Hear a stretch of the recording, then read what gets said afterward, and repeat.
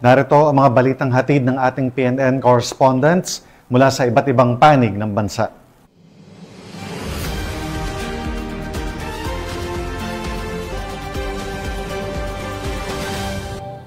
Simulan natin ang balita mula sa bahagi ng Luzon.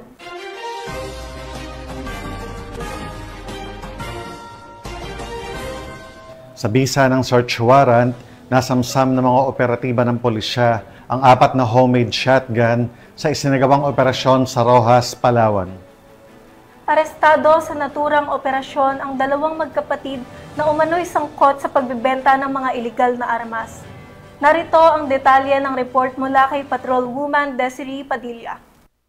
Matagumpay na nasamsam ng mga tauhan ng Roxas Municipal Police Station at 2nd Palawan Mobile Force Company ang 4 na homemade shotgun sa magkahiwalay na bahay ng magkapatid sa Sitio Nanabu, Barangay Karamay, Roxas, Palawan, pasado alas 6 ng umaga noong ika-30 ng Setyembre taong kasalukuyan. Ang mabilis na aksyon ng kapulisan ay patunay ng kanilang kahandaan sa pagtugon upang mapanatili ang seguridad ng mamamayan. Nakilala ang mga sospek na sina alias Jen at Jeril, parehong residente ng lugar. Bago ang operasyon, nakatanggap ang mga otoridad ng reklamo hinggil sa umano'y bentahan ng baril at pagbabanta ng magkapatid sa buhay ng isang individual. Sa kabila nito, nanindigan ng pulisya na hindi nila palalagpasin ang anumang banta na makakaapekto sa kapayapaan ng komunidad. Sa bisa ng search warrant, matagumpay na sa katuparan ng tropa na pinangunahan ni Police Captain Marvin Herrera, hepe ng Roxas MPS, kasama ng 2nd Palawan Mobile Force Company, ang operasyon. Sa loob ng magkahiwalay na bahay ng magkapatid, nadiskubre at nakumpiska ang 4 na homemade shotgun na may kasamang mga bala. Hindi nakapagpakita ng kaukulang permit ang mga sospek para sa mga armas na kanilang pagmamayari. Dahil dito, agad na isinilalim sa kustodiya ng pulisya ang mga nakumpiskang baril habang inihahanda na rin ang kaukulang kaso laban sa kanila sa paglabag sa Republic Act 10591 o Comprehensive Firearms and Ammunition Regulation Act. Tiniyak ng Roxas MPS na patuloy nilang paigtingin ang kampanya kontra ilegal na armas upang masiguro ang kaligtasan ng bawat mamamayan. Sa pamamagitan ng matagumpay na operasyon, muling ipinakita ng PNP ang kanilang malasakit, katapangan at pagiging tunay na bida sa pagpapanatili ng kapayapaan at kayusan sa Palawan. Mula dito sa Home of the Police Eco Warriors, Calapan City, Oriental, Mindoro, ako ang inyong PNN correspondent, Patrolwoman Desiree Padilla, alagad ng batas, tagataguyod ng balitang pulis. Maraming salamat, Patrolwoman Padilla. Hindi lang seguridad ang hatid ng mga pulis, kundi pati malasakit. Ipinamalas ito ng 102nd Maneuver Company ng Regional Mobile Force Battalion 1 nang matagumpay nilang isinagawa ang outreach program at replanting activity sa Cervantes, Ilocos Sur. Yan ang balitang hatid ni Police Corporal Joanna Marie de los Santos. Matagumpay na isinagawa ng 102nd Maneuver Company ng Regional Mobile Force Battalion 1 ang isang makabuluhang outreach program nito lamang Lunes sa Comillas North Integrated School sa bayan ng Cervantes, Ilocos Sur na naghatid hindi lamang ng kasiyahan kundi pati na rin ng mahalagang kaalaman sa mga kabataan. Ang nasabing aktibidad ay pinangunahan ni Police Major Mark Archie Aguilar, Company Commander, at Police Captain Oliver Gaspar, Deputy Company Commander, katuwang ang mga guro, barangay officials at school principal ng CNIS, gayon din ang Lepanto Consolidated Mining Company. Bukod sa lecture tungkol sa anti-terrorism at anti-bullying, nagkaroon din ng libreng gupit, zumba at feeding program para sa mga mag-aaral. Hindi lang ito natapos sa paaralan dahil nagsagawa rin ng tree planting activity ang nasabing grupo sa pamamagitan ng pagtatanim ng 500 pine tree seedlings sa Tree Park Watershed Sitio Bisayot bilang pamana para sa mas luntian at masaganang kinabukasan. Pahayag ng mga guro at opisyal ng barangay, malaking tulong ang aktibidad sa pagbibigay ng inspirasyon at dagdag kaalaman sa kabataan. Sa pagtutulungan ng pulisya, pamahalaan at pribadong sektor, muling napatunayan na ang pagkalinga sa kabataan at kalikasan ay pundasyon ng mas matatag na komunidad tungo sa bagong Pilipinas. Mula dito sa Ilocos Region, ako ang inyong PNN Correspondent, Police Corporal Joanna Maria N. de los Santos, alagad ng batas, tagataguyod ng Balitang Pulis. Maraming salamat, Police Corporal de los Santos. Hindi nakaligtas sa kamay ng batas ang 3 lalaki na umano'y aktibong sangkot sa iligal na droga matapos maaresto sa ikinasang buy-bust operation ng Pasay City Police. Patrolwoman Ivy Corporal sa balita. 3 drug personality na kabilang sa watchlist ang naaresto ng Pasay City Police Station sa ikinasang buy-bust operation sa Barangay 110 Pasay City kung saan nasamsam ang hinihinalang shabu na may malaking halaga. Ayon sa Pasay City Police Station, alas 2:20 ng madaling araw nang magsagawa ng operasyon ang Station Drug Enforcement Unit katuwang ang Philippine Drug Enforcement Agency. Humantong ang nasabing operasyon sa pagkakadakip ng mga sospek na sina alias Ron, 27 anyos, Callboy, alias Jumong, 18 anyos, estudyante, at alias John, 28 anyos, na isang housekeeping staff. Nakumpiska mula sa kanila ang 5 sachet ng hinihinalang shabu na may bigat na 5.4 gramo, isang 500 peso bill na ginamit bilang buy-bust money, kasama ang budol money at isang itim na pitaka.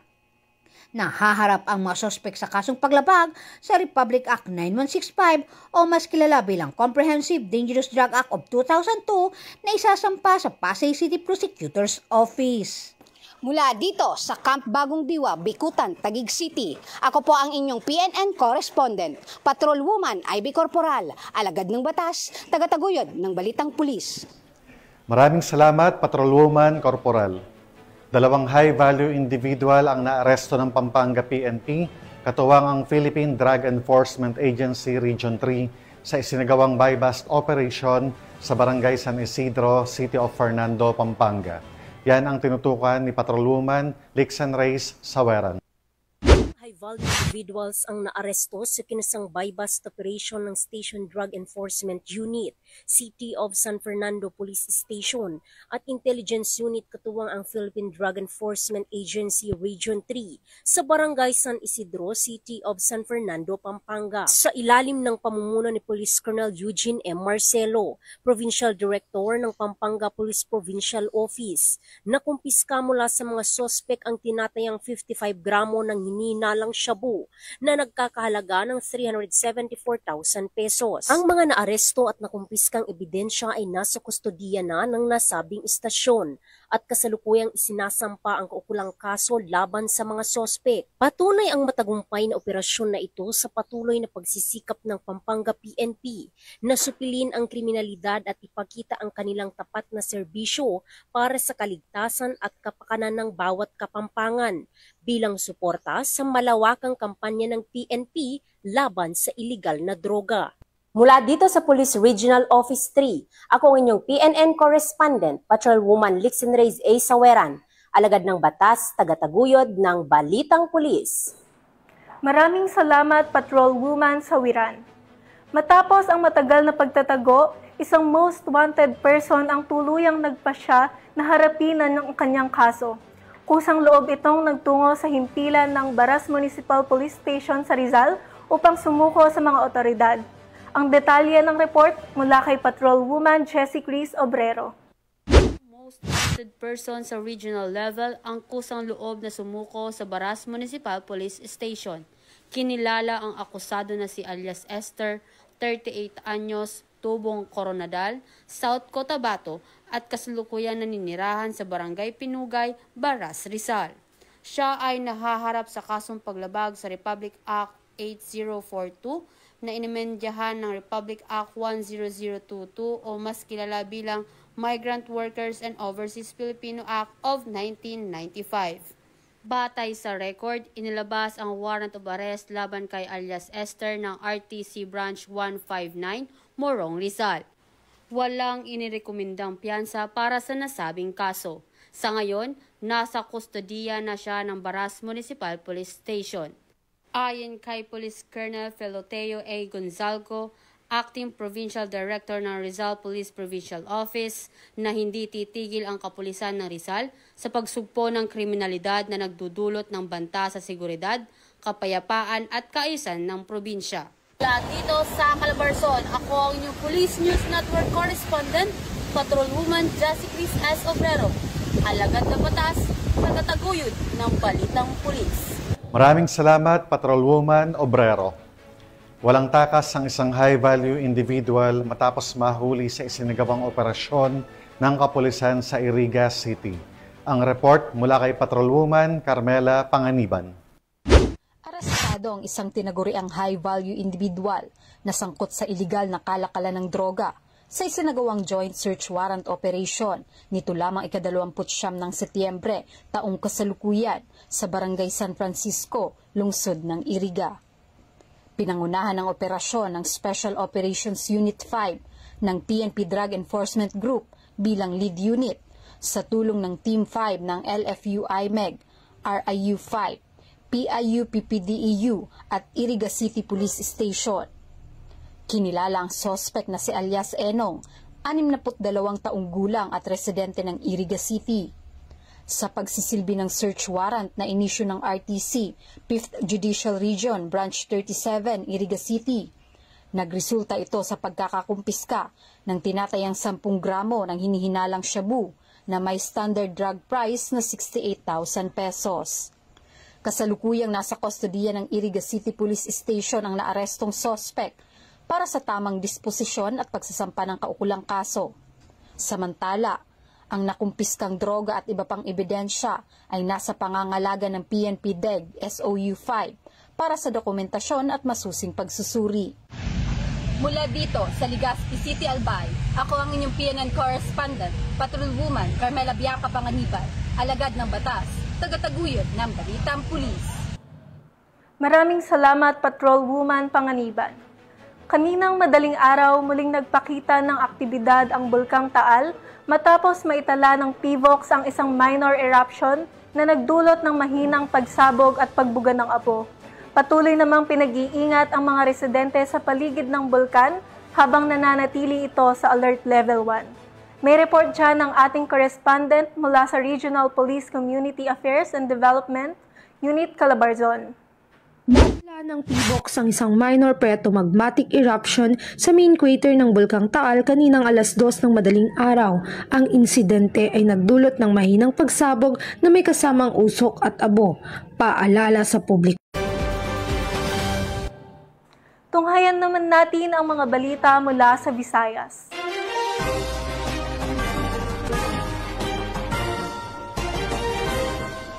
Kagabi lamang, niyanig ng 6.9 magnitude na lindol ang lalawigan ng Cebu na nagdulot ng takot at pinsala sa ilang lugar. Sa gitna ng kaguluhan, mabilis na rumisponde ang mga tauhan ng Bogo City Police at nanguna sa pagsagip ng pagpapalikas sa mga pasyente ng Cebu Provincial Hospital. Nakatutok dyan si Patrolwoman Annalyn Canoog.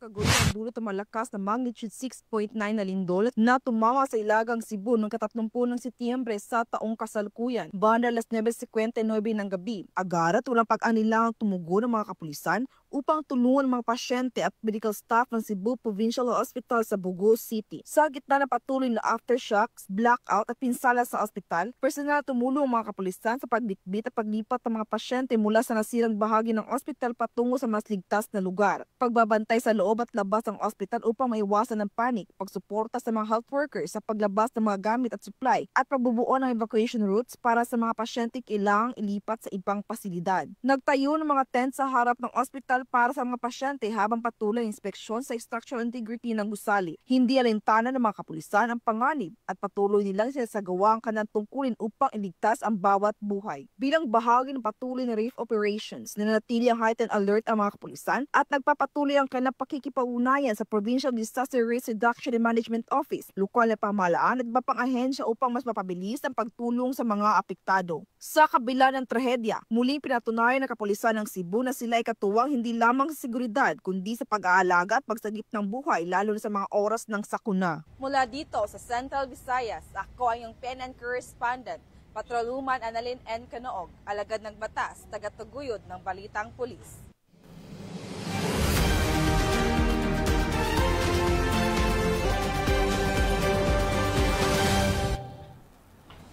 Inatasan ni Acting Chief PNP, Police Lieutenant General Jose Melencio Nartates Jr., ang Police Regional Office 7 na agad i-activate ang Disaster Incident Management Task Group at magsumite ng ulat hinggil sa pinsala at apektadong komunidad matapos ang lindol na yumanig sa Visayas kagabi. Binigyan din niya ang real-time updates, accounting ng mga tauhan, kahandaan ng kagamitan, at mabilis na damage assessment. Kasabay nito, iniutos din ang mahigpit na koordinasyon sa LGUs, NDRRMC at iba pang ahensya para sa evacuation, seguridad at tamang pagbibigay ng impormasyon sa publiko. Tiniyak ng PNP ang buong suporta sa relief and recovery operations habang naka-standby ang karagdagang puwersa at kagamitan mula sa National Headquarters.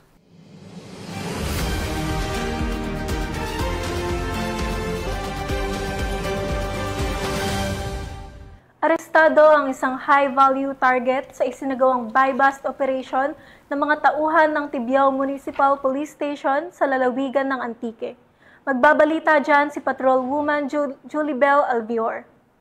Sa kamay ng mga kapulisan ng isang high-value target sa ikinasang buy-bust operation sa Barangay San Francisco Sur, Tibiao, Antique nito lamang 28 ng Setyembre taong kasalukuyan. Pinangunahan ang operasyon ng Tibiao Municipal Police Station sa ilalim ng pamumuno ni Police Captain Ramil C. Hukog, katuwang ang Antique PPO Provincial Drug Enforcement Unit sa pamumuno ni Police Major Jeremy Ayan R. Magbanwa at PDEA 6 Antique Provincial Office na pinamumunuan ni Intelligence Officer 2 Abigail Oboyes.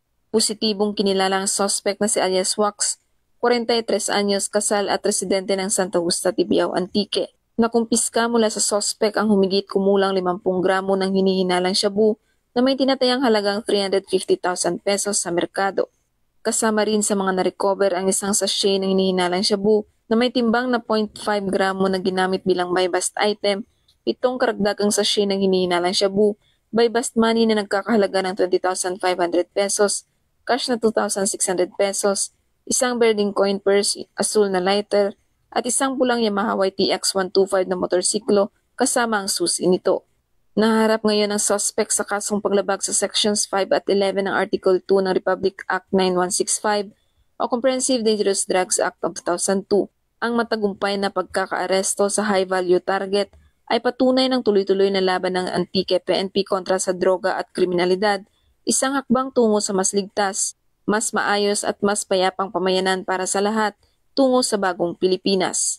Dito sa Police Regional Office 6, ako ang inyong Police News Network Correspondent, Patrolwoman Julibel Albior, alagad ng batas, tagataguyod ng Balitang Pulis.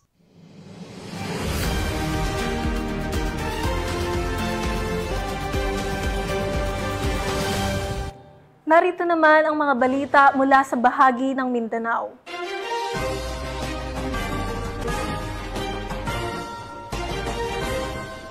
Bumagsak sa kamay ng mga otoridad ang nakatalang top 2 most wanted person sa Zamboanga City na nahaharap sa kasong statutory rape.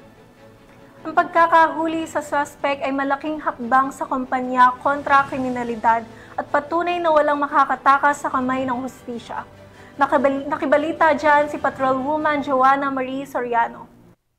Aresto ng mga otoridad ang isang 17 anyos na binata na kabilang sa listahan ng top 2 most wanted person municipal level dahil sa kasong statutory rape nito lamang Setyembre 30 taong kasalukuyan. Bandang alas 9 ng umaga, ikinasa ang isang intel-driven law enforcement operation ng pinagsanib na puwersa ng 2nd Zamboanga City Mobile Force Company, Zamboanga City Police Station 5, TSC RMP 9 at Zamboanga City MARPSTA sa Atilano Compound, Barangay Canelar, Zamboanga City. Sa naturang operasyon, naaresto ang akusado sa residente ng Resurrection Drive, Barangay Giwan, Zamboanga City. Ang pag-aresto ay naisakatuparan sa bisa ng warrant of arrest na inilabas ni Honorable Ivy Ferelino Damayo Elviña, presiding judge ng Branch 7 ng Judicial Region, Zamboanga City noong Setyembre 25 taong kasalukuyan. Ang kaso ay may kinalaman sa statutory rape sa ilalim ng Article 266-A ng Revised Penal Code na inamyendahan ng RA 8353 at RA 11648 kung saan walang inirekomendang piyansa para sa akusado. Matapos ang pag-aresto, dinala ang suspect sa Police Station 5 para sa kaukulang dokumentasyon bago ito i-turn over sa Department of Social Welfare and Development sa Zamboanga City para sa tamang disposisyon. Patuloy na pinag-igting ng kapulisan ang kanilang kampanya laban sa mga most wanted person upang matiyak ang katahimikan at kaligtasan ng bawat mamamayan.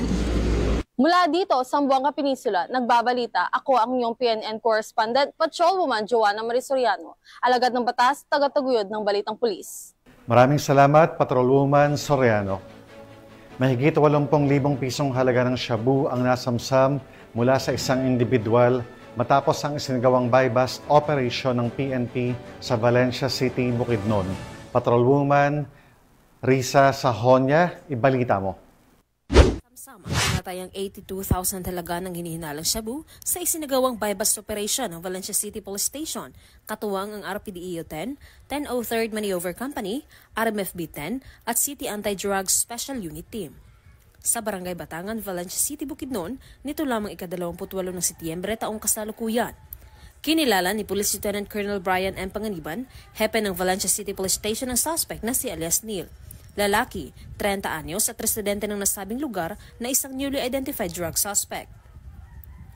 Nakumpiska mula sa suspect ang tinatayang 13 gramo ng hinihilalang shabu na may standard drug price na 82,280 pesos at iba pang mga non-drug items.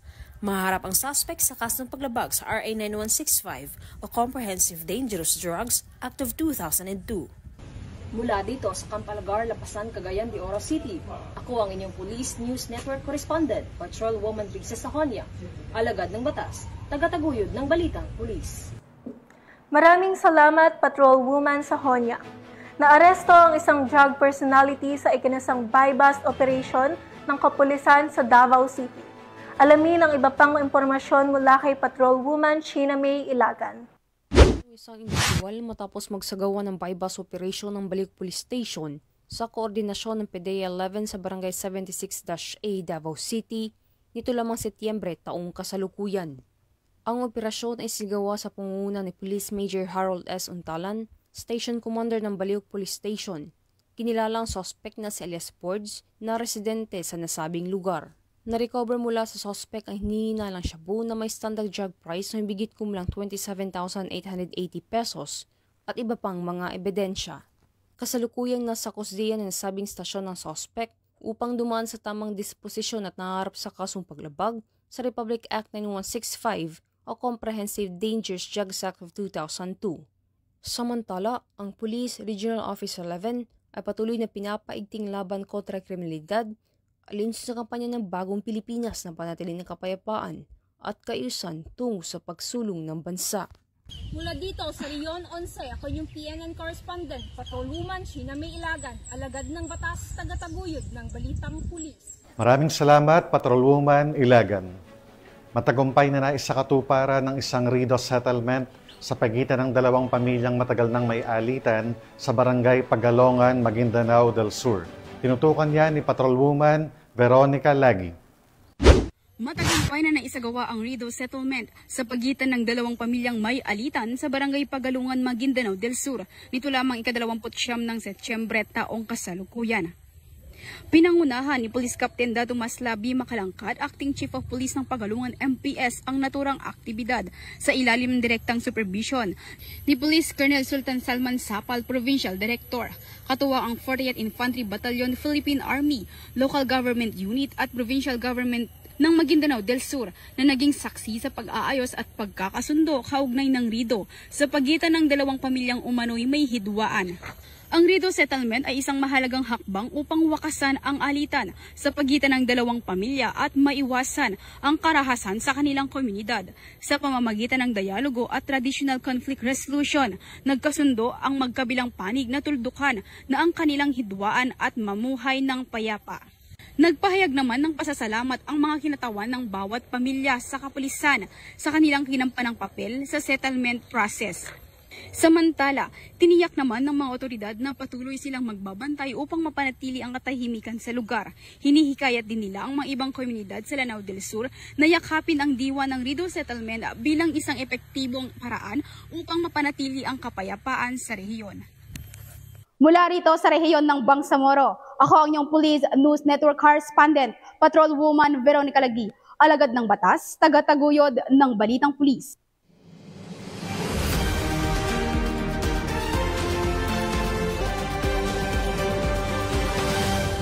At yan ang mga balitang nakalap ng ating PNN correspondents mula Luzon, Visayas at Mindanao. At bago tayo magtapos, gusto ko pong muling magpasalamat sa ating masusugid na manonood ng Police News Network at syempre pa sa ating special guest co-host ngayong araw na si Miss Celine Bautista Hernandez. Maraming salamat sa pagpapaunlak, Miss Celine. Baka may nais kang i-promote or banggitin o pasalamatan ng mga tao or mamamayan, Miss Celine. Ayun, sana tumulong po tayo sa ating mga kababayan na nasalanta ng lindol dyan sa Cebu. At nawa po, sana mag-iingat po ang lahat. Pinapasalamatan at binabati ko po si Acting Chief PNP Police Lieutenant General Jose Melencio Nartates Jr., Police Major General Roderick Augustus Alba, the Director for Police Community Relations, PKG Command Group na pinamumunuan ni Police Brigadier General Marvin Jo Saro, Police Colonel Joel Serrano, Police Colonel Adonis Guzman, at Police Colonel Joel Ada. Sa lahat ng personnel ng Police Community Affairs and Development, at sa lahat ng magigiting na pulis sa buong bansa, maraming salamat sa inyong serbisyo para sa isang ligtas na pamayanan. At mga ka-PNN, 85 days na lang at Pasko na.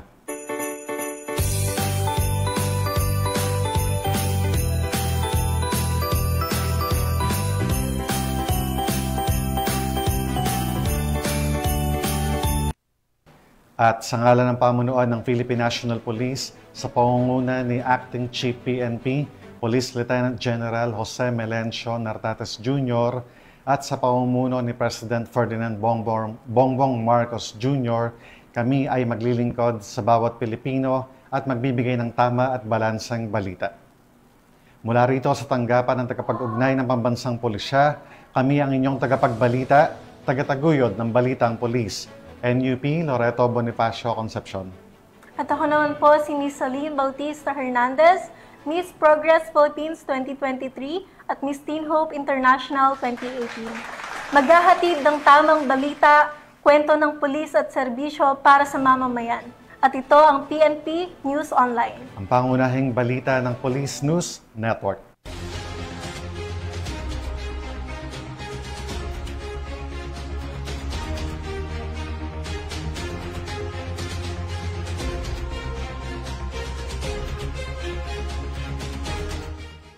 Police News Network, alagad ng batas, tagapagtaguyod ng balitang pulis.